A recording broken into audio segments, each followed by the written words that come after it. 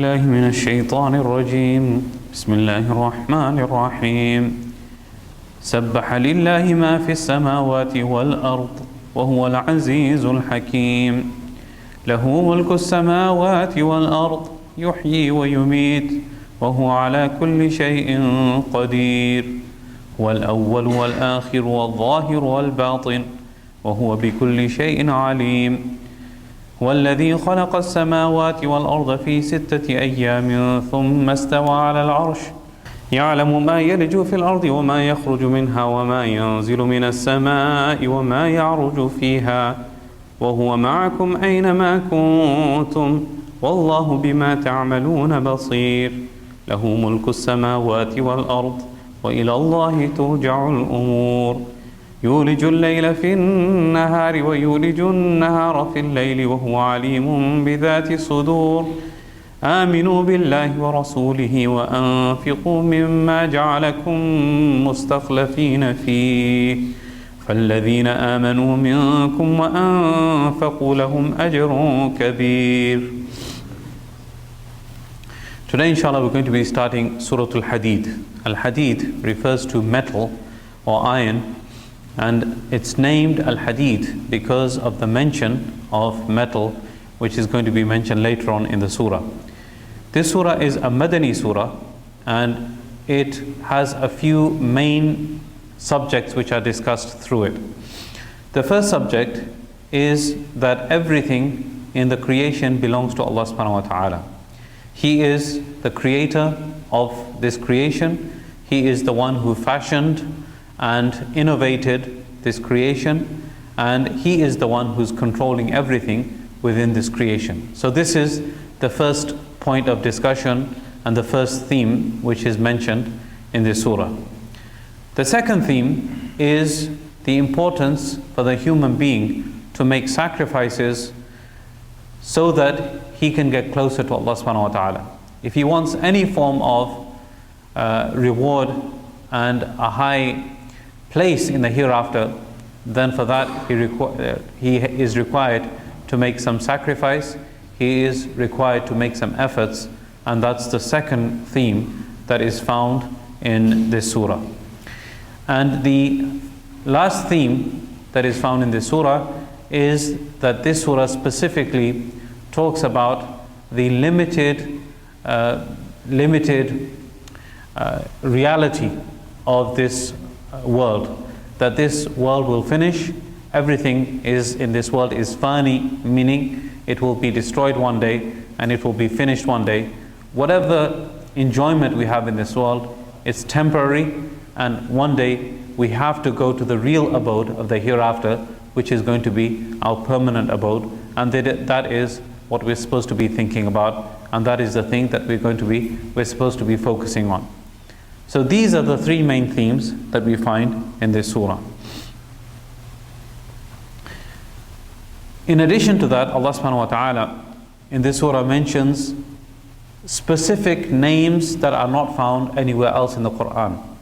Okay, for example, wal-awwalu wal-akhiru wal-zahiru wal-batin. We'll talk about those in a minute. But these are names and qualities of Allah subhanahu wa ta'ala that are not found elsewhere in the Quran. They are specifically mentioned in this surah.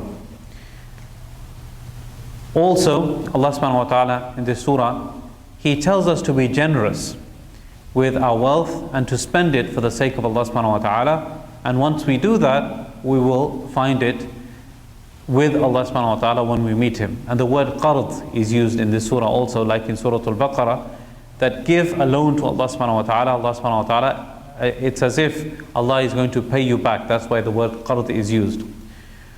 Also, this surah talks about the difference between the munafiqeen and the mu'mineen, and what will happen to the two parties on the Day of Judgment. How the munafiqeen will be separated between the people of Iman and the people of Nifaq. There will be a separation by a wall of punishment, a wall of fire, which we'll discuss in due course. So these are the main themes that we'll find in this surah. Going on to the surah itself, Allah subhanahu wa ta'ala says, سَبَّحَ لِلَّهِ مَا فِي السَّمَاوَاتِ وَالْأَرْضِ وَهُوَ الْعَزِيزُ الْحَكِيمُ. Whatever is in the heavens and the earth praises Allah subhanahu wa ta'ala. and He is the Almighty, the All-Wise. There are many surahs which start with either sabbaha or they start with yusabbihu. Sabbaha is past tense, yusabbihu is present and future tense, madi and mudari. So why some surahs have past tense and why some surahs have present and future tense? Basically all the times are being covered. So from the beginning of time until the end of time, in the past, now and in the future, the praise of Allah subhanahu wa ta'ala is going to continue in the heavens and the earth. All the creation of Allah subhanahu wa ta'ala is going to praise Him. So this ayah says, whatever is in the heavens and the earth praises Allah subhanahu wa ta'ala. It glorifies Allah subhanahu wa ta'ala. Whether that thing has a life in it or whether that thing does not have a life in it, it praises Allah subhanahu wa ta'ala. The rocks, the animals, the sun, the sky, the moon, the birds, the animals, they all praise Allah subhanahu wa ta'ala. And of course, the jinn, the angels, the human being that are regarded as aqil, they also praise Allah subhanahu wa ta'ala. So the praising of the human being, that is apparent and self-explanatory. That a person who is praising Allah subhanahu wa ta'ala by saying the word subhanallah or making the dhikr of Allah subhanahu wa ta'ala, glorifying Him, that is self-explanatory because he's doing it with his tongue and also trying to internalize it and increasing his khushu by doing that. So that is very clear cut. As for the other things that I mentioned, the animals and the rocks and the mountains, etc., what is their tasbih? That's the question. Some scholars say that they also make tasbih just like the human beings. Allah subhanahu wa ta'ala gives them the ability to make tasbih just like human beings, just like angels, just like jinns. All of these creations also make the tasbih of Allah subhanahu wa ta'ala. And another opinion is the fact that Allah subhanahu wa ta'ala created them and they are there for us to see. And through seeing them, we realize the power of Allah subhanahu wa ta'ala. That is tasbih by itself. When we see a creation of Allah, when we see the beautiful moon, a full moon in all of its glory, when we see the shining stars, when we see the planets, when we see the sun rising and setting, when we see trees growing and we see fruit coming out of those trees, the creation doing those things by themselves, that is a reflection of the greatness of Allah subhanahu wa ta'ala, and that is the tasbih of Allah subhanahu wa ta'ala. That is one interpretation. And the other interpretation is the fact that the creation, it obeys Allah subhanahu wa ta'ala and it does what it's supposed to do. The sun does what it's supposed to do. It rises at the correct time, it sets at the correct time. The moon goes through its phases exactly as it's supposed to. The lion and the hunting animals, they will only eat meat. They will not eat vegetables. The cow, the grazing animals, they will only eat vegetables and grass, they will not eat meat. So the fact that these animals do exactly as Allah subhanahu wa ta'ala told them to do, this is the tasbih of these things. So some scholars are persistent on the fact that no, all of the creation of Allah subhanahu wa ta'ala does the tasbih just like the human being, and that is why in Surah Al-Isra, Allah subhanahu wa ta'ala says, وَإِن مِّن شَيْءٍ إِلَّا يُسَبِّحُ بِحَمْدِهِ وَلَكِنْ لَا تَفْقَهُونَ تَسْبِيحَهُمْ. Every creation of Allah subhanahu wa ta'ala, it makes the tasbih of Allah, but you do not understand the tasbih. You do not understand how they do the tasbih, how they glorify Allah, you do not understand. So there is a form of tasbih that they do. It is just like the human being, but we don't understand that form of tasbih. But nevertheless, whatever it is, Allah subhanahu wa ta'ala tells us again and again in the Quran, سَبَّحَ لِلَّهِ مَا فِي السَّمَاوَاتِ وَالْأَرْضِ. Everything in the heavens and the earth glorifies Allah, makes the tasbih of Allah subhanahu wa ta'ala. وَهُوَ الْعَزِيزُ الْحَكِيمُ. He is almighty, He is all-wise. لَهُ مُلْكُ السَّمَاوَاتِ وَالْأَرْضِ. Only for Him is the kingdom of the heavens and the earth. So this lahu, this lam harful jar, this lam of possession, it has been brought forward. It's supposed to be actually al-mulku, mulku samawati wal ardi lahu. Okay, But when you bring something that is supposed to be at the back to the front, it gives emphasis. In Arabic it says, تَقْدِيمُ شَيْءٍ حَقُّهُ التَّأْخِيرُ يُفِيدُ الْحَصْرِ. So when this lahu has been brought forward, the translation becomes, only for him is the kingdom of the heavens and the earth. Only for Allah subhanahu wa ta'ala. Meaning, He controls it however He wills. It is in His hands, and nobody can question Him as to how He controls it. Nobody can question Him when He brings rain, when He brings the sun, when He brings hurricanes, when He brings tornadoes, when He brings earthquakes. Nobody can question Allah subhanahu wa ta'ala for that. Only for Him is the kingdom of the heavens and the earth. Yuhyi wa yumit. He gives life and He gives death. This can be taken from many perspectives. He gives life and death to all of us. He brings a life from the womb, and the person becomes alive. And before that, he was simply that this human being that was just born was a dead thing, a drop of semen. And from that, Allah subhanahu wa ta'ala created something which was alive. And then that same alive thing becomes dead again. One day, everybody is going to leave this world. Similarly, we see year in and year out. You see the spring, we have spring going on right now, and the trees basically start to blossom, and the leaves start to emerge on the trees. Everything starts to become lush and green, and the plants start growing. The flowers are blooming in the gardens. And then when winter comes again, everything becomes dead. The grass becomes dead, the trees become dead, they shed their leaves. There are no flowers, there are no fruits on the trees. Everything becomes dead. So yuhyi wa yumit, He gives life and He gives death. So every year this should be a reminder for us, similar to how Allah subhanahu wa ta'ala is giving life and death to these things. One day we will be given death, and then after that we'll be made to come alive again. This is what Allah subhanahu wa ta'ala is telling us here. Yuhyi wa yumit, He gives life and He gives death. وَهُوَ عَلَى كُلِّ شَيْءٍ قَدِيرٍ, and He has the power over everything. Qadir, it is sighatul mubalagha for qadir. He is qadir, He has the power of everything. Qadir, He is all powerful. He is very powerful indeed. هُوَ الْأَوَّلُ وَالْآخِرُ وَالظَّاهِرُ وَالْبَاطِنُ وَهُوَ بِكُلِّ شَيْءٍ عَلِيمٌ. He is the first and He is the last. And usually when you have the first and the last, that means that there was a beginning point for that thing. Alright? When a person comes in first to the masjid, the beginning point of his coming first is the time that he enters the masjid. Right? And the person who leaves the masjid the last, the point that he left the masjid is the point where he became the last person to leave. Alright? So there's a point to that. There is a time that is associated with being first and last. But in the case of Allah subhanahu wa ta'ala, هُوَ الْأَوَّلُ لَا بِدَايَةَ لَهُ وَهُوَ الْآخِرُ لَا نِهَايَةَ لَهُ.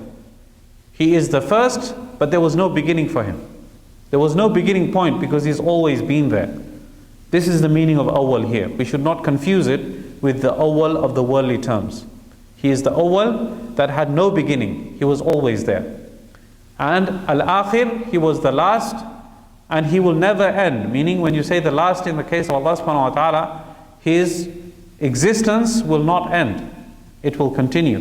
When we say the last in worldly terms, it means His existence finishes. Okay, the last person to leave the masjid, his existence in the masjid finished. That's why he was the last person to leave. So, but in the case of Allah subhanahu wa ta'ala, وَالْآخِرْ لَا نِهَايَةَ لَهُ. He is the last and He is never ending. That's what al-awwal and al-akhir means in the case of Allah subhanahu wa ta'ala. And then huwa al-zahir wal-batin. He is the apparent and He is the hidden. He is apparent. How is Allah subhanahu wa ta'ala apparent? How is He visible? Al-zahir means something that is visible to the eyes.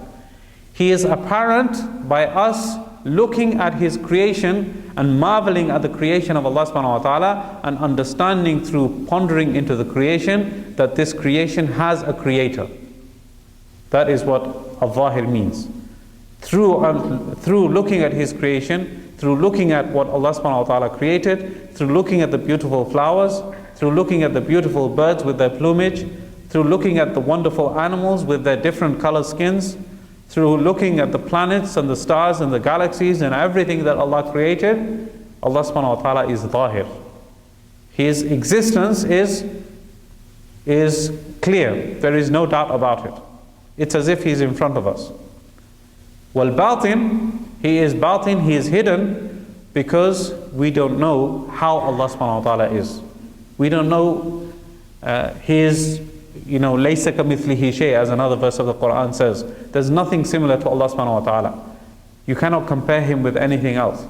So when He is incomparable, we don't know what He looks like. We don't know how He is. So He is batin from that sense. He is hidden from that sense. So huwa al-awwalu wal-akhiru wal-zahiru wal-batin. These qualities of Allah subhanahu wa ta'ala, you don't find them anywhere else in the Quran. وَهُوَ بِكُلِّ شَيْءٍ عَلِيمٌ. And He has the complete knowledge over everything.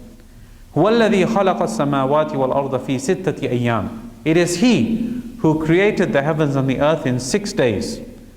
So why 6 days? When Allah subhanahu wa ta'ala, إِذَا أَرَادَ اللَّهُ شَيْئًا أَن يَقُولَ لَهُ كُن فَيَكُونَ. Whenever Allah subhanahu wa ta'ala wants something to come into existence, He says to it, kun, be, and it becomes.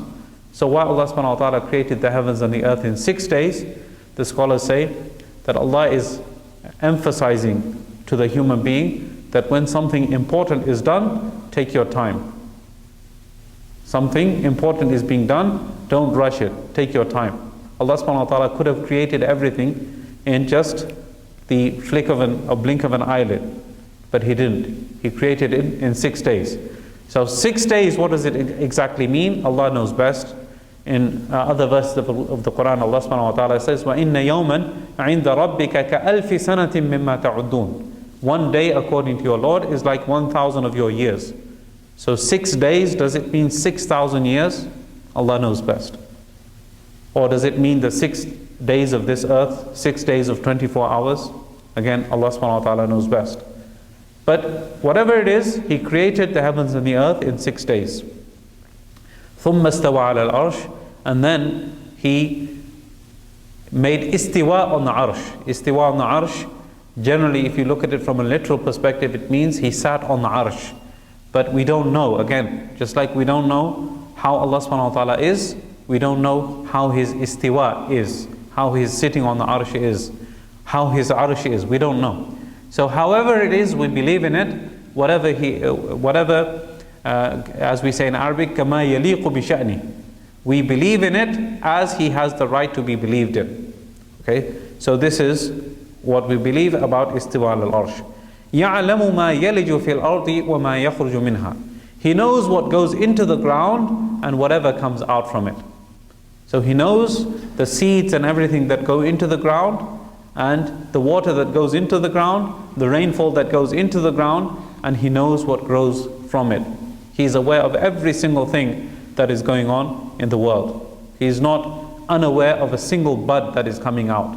Any leaf that falls from the tree, He knows about it, and it doesn't fall without the permission of Allah subhanahu wa ta'ala. He knows what goes into the ground, and He knows what comes out of the ground. وَمَا يَنْزِلُ مِنَ السَّمَاءِ وَمَا يَعْرُجُ فِيهَا. Whatever falls from the sky in terms of rainfall, and whatever goes up into the sky. Traditionally the scholars have interpreted as يَعْرُجُ فِيهَا as the angels going up, the a'mal going up, because they were not aware of the water cycle that comes, the water vapor going up into the sky and then turning into clouds. Okay, so traditional scholars, they've interpreted this as going up, meaning the a'mal going up, the angels going up, and so on and so forth. In this day and age, we're aware that if Allah subhanahu wa ta'ala is talking about the rainfall coming down, وَمَا يَعْرُجُ فِيهَا probably refers to the water vapor that is going up to form clouds again, so that the cycle continues. The rainfall comes back again. So, وَمَا يَعْرُجُ فِيهَا, He knows whatever is falling from the sky and whatever is going up into the sky. وَهُوَ مَعَكُمْ أَيْنَمَا كُنْتُمْ وَاللَّهُ بِمَا تَعْمَلُونَ بَصِيرٌ. He is with you wherever you are. He is with you wherever you are. This concept of istihdar of Allah subhanahu wa ta'ala, realizing that Allah subhanahu wa ta'ala is with us at all times, that is what every mu'min is supposed to, put inside him and know and internalize that this is what I believe, that Allah subhanahu wa ta'ala is with me at all times. Then when a person has that concept in his mind, it's very difficult for him to commit sins and disobey Allah subhanahu wa ta'ala. Allah is watching me right now. Allah subhanahu wa ta'ala is with me right now. So how can I commit any sins? There may not be anybody else watching me, but Allah is watching me. So I should not be committing any sin. I should not be disobeying Allah subhanahu wa ta'ala. So وَهُوَ مَعَكُمْ أَيْنَمَا كُنْتُمْ, He is with you wherever you are. وَاللَّهُ بِمَا تَعْمَلُونَ بَصِيرٌ, and Allah subhanahu wa ta'ala is ever watchful of what you are doing. So He is ever watchful, which means that there will be accountability for it. It's not that He's just watching you and that's it. Watchful, He is watching you, and on the Day of Judgment He's going to take you into account for whatever you did, good or bad. لَهُ مُلْكُ السَّمَاوَاتِ وَالْأَرْضِ وَإِلَى اللَّهِ تُرْجَعُ الْأُمُورِ. Again, Allah subhanahu wa ta'ala repeats the word, only for Him is the kingdom of heavens and the earth. To reiterate, to emphasize, to stress, the kingdom of the heavens and the earth belongs only to Allah subhanahu wa ta'ala. وَإِلَى اللَّهِ تُرْجَعُ الْأُمُورِ, and only to Allah subhanahu wa ta'ala return all affairs. Everything goes back to Allah subhanahu wa ta'ala. Everything He is doing, everything is under His control. All affairs go back to, or are returned back to Allah subhanahu wa ta'ala. يُولِجُ اللَّيْلَ فِي النَّهَارِ وَيُولِجُ النَّهَارَ فِي اللَّيْلِ وَهُوَ عَلِيمٌ بِذَاتِ الصُّدُورِ. He enters the night into the day, and He enters the day into the night. This is a very strange thing. I just traveled to Australia, and the most strangest thing that ever happened to me while I traveled is that I left here on Tuesday night, and I reached in Australia on Thursday morning at 5 a.m. On Thursday. I left Tuesday night, and I reached on Thursday morning. Wednesday disappeared. Where's Wednesday gone? Okay, so basically something to do with going across the international date line. So I'm in the plane thinking, I've seen the schedule that I'm going to be leaving on Tuesday night and reaching Thursday morning. So I'm thinking that during the flight I'm going to see night and day, and the daylight is going to change, and I'm going to have to pray quickly 5 salats by seeing the daylight change. But all the way through it's dusk. It's night all the way through until we reach Australia. So basically the whole day of Wednesday disappeared. On the way back, I prayed Dhuhr, and I combined Dhuhr and Asr at the airport in Sydney because Dhuhr time started. And then I got here, and Dhuhr time starts over here after 15 hours of flight. So in flight, the day basically turned into night. So dusk fell again. So technically Fajr time came again for me. And then when I got here, Dhuhr time comes again, and Asr time comes again. So by the time Asr time came, I'm at home relaxing. So very, very strange things that happen if a person is traveling. So he sees these things happening. The night turning into day, day turning into night. Especially if you're going eastward, what happens is that the night basically finishes very, very quickly. You see that the plane is heading towards the east. Usually flights take off at night, and then within 2 or 3 hours it's daylight again. Okay, so that's basically where the sunlight is the point where the sun is rising, where the plane is crossing. So this is what is happening to us night and day. Allah subhanahu wa ta'ala makes the night go into day and the day go into night.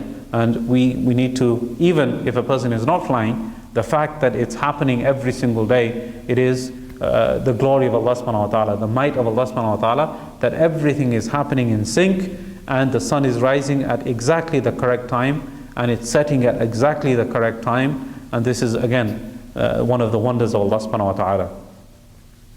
وَهُوَ عَلِيمٌ بِذَاتِ الصُّدُورِ, and He is ever aware of what is in the hearts. Okay, so the fact that what we are thinking, what we are considering, the level of our faith, the wasawis that are in our hearts, all of that Allah subhanahu wa ta'ala is fully aware of. So these were the qualities of Allah subhanahu wa ta'ala that He mentioned, that I said that at the beginning of the surah, this surah goes into great depth in talking about the qualities and the greatness of Allah subhanahu wa ta'ala. And as you've just heard, these are very, very wondrous ayat, making us reflect upon the power and the greatness of Allah subhanahu wa ta'ala. So with that, inshallah, we'll stop and we'll continue with the rest of it, inshallah, next week. I pray that Allah subhanahu wa ta'ala gives us tawfiq to understand and practice what has been said and heard.